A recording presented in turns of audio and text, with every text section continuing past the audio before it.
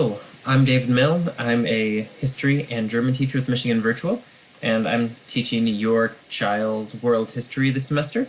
I just wanted to introduce myself to you a little bit and help you get to know this course a little bit. And because I am a German teacher, please ignore us if you get some German in email message now and then. Most of my classes are German, and it sort of becomes a habit to put some things in that language, just a greeting or a goodbye or whatever. Now you know why, in case it ever happens to you. So, this is the announcements page. This is where your son or daughter will go when they open up the class, and I thought that'd be a good place to start. So it contains some good information, some links to other things, a welcome letter in case they need it, a link with extra information about how to do better in class, things like that, redo policy, other things I might need to know, a little introduction to me. This is the probably more important part of the announcements. This gives me a place to tell the students any thing they need to know for that week. If there's a trick in an assignment or if there's something difficult that other people are running into trouble with, I'll put it in here. Reminding them parent night is Wednesday night. I gotta remember not to click on this, I guess. Tell them a little bit more about me and contact information, of course. And this in the bottom left is what I think the real important part of this page is. Because we want to make sure that all the students are on track. It can be easy to procrastinate in an online class where you don't see your teacher, at all or every day.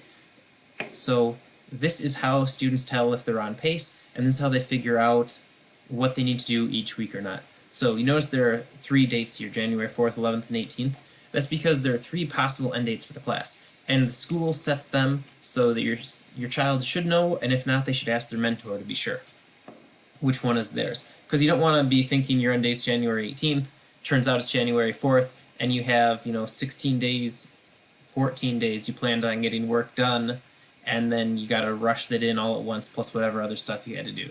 So let's take a look at January 18th.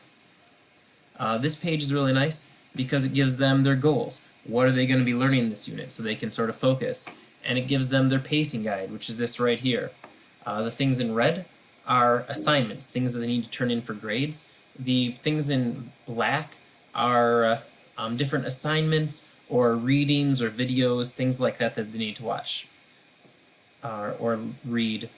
Basically, this is where the black things are things that they're doing to learn about, and then the red is assignments for them to do.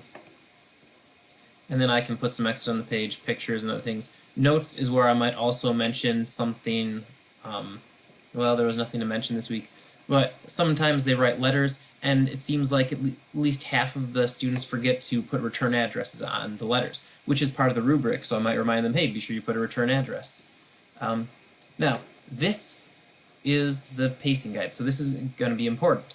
And one of the questions I get a lot is, how do I know where my son or where my daughter is supposed to be at? How do I know what they're supposed to do in this week? Well, this is one thing you want to look at. You can go to whatever week we're in, or if you're on, I always put the week we're in as the top slide. So whatever pops up here is going to be what week we're in. So you can go down, if you know the end date, you'll click on it, come to this one, and then you know what they're supposed to be doing this week. What we also can do is if we scroll up here, My Grades, this is where you can see their scores on different things and their feedback, and this is all blank because I'm the instructor, I'm not turning any of these things in, and I see the student grade books in a different spot. But one thing you could do is check this out, and if you saw, okay, it's week 5, and I see that 1.3 Rise of Greece, they haven't gotten to this one yet or anything past it, we know they're behind because 1.3 Rise of Greece was just in the last screen we were looking at, and that was in week 3. So you can compare the pacing guide with what they've accomplished in here. Let's see. Their feedback on any assignment should also show up here, and it'd be over here. It's a little bit weird. What they have to do is click on the number of points they got, and then that'll pull up a screen with their assignment where they should be able to see that. Or at least that's how it worked last year, so unless they've made any changes, that's how it should be. Oh, what else do we want to do? I guess we'll go back, because one of the things I wanted to remember to do was the redo policy, because that's another question I get a lot. Can the students redo something if they've had problems, or what do we do with that? And this is something I made just a quick reference. And basically the way it works is once students turn in a multiple choice test, it shows them the answers to the test. If they got anything wrong, it shows them what they got wrong, it shows them the right answer.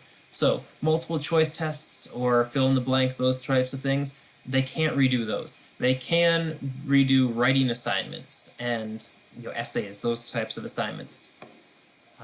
About 2 weeks before the final semester end date, there's going to be a cutoff and there are no more redos. And that's pretty much because there's so much work coming in at that point that that's all that I can handle to get the stuff that's being turned in on time graded.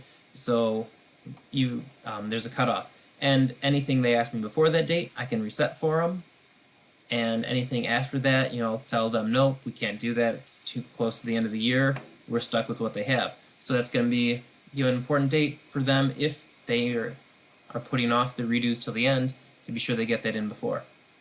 And the last one over here, which is also the biggest, when they message me about it, what I ask them to do is tell me which class they're in. And I just got an email today that's from a student that said, I would like a redo, please.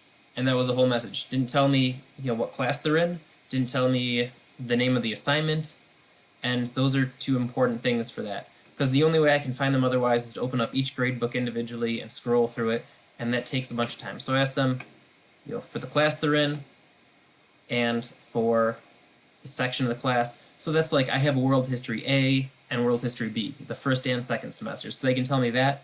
That helps me out too, makes things faster for me.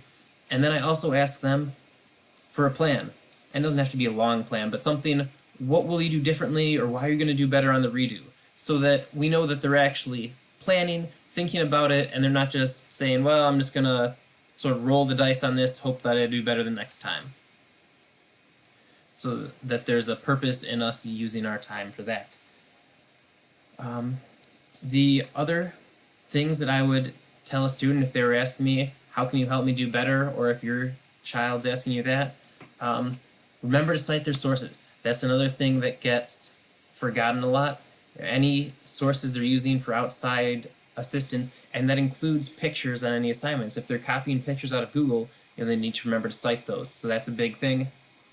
And the other big thing is be sure that they're reading all the material and watching all the videos. I mean, it might sound silly or obvious, but one of the things I find is that a lot of students, because they're online or whatever reason, instead of reading their way through the material, thinking about what's being presented to them like they might if it was in a book, maybe they skim the material, maybe they don't, maybe they just try and Google the answers, and then they have trouble finding the exact information, they start finding some weird things. The information should be right in the text, and the assignments are made to make them think about and go over again what was in the text and the lessons. So the best thing they can do is be sure they're reading through that thoroughly, thinking about it, and then trying to do the assignments off of that.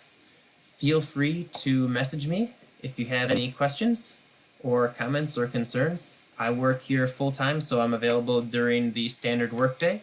I look forward to hearing from you. Hope you have a great semester. Bye.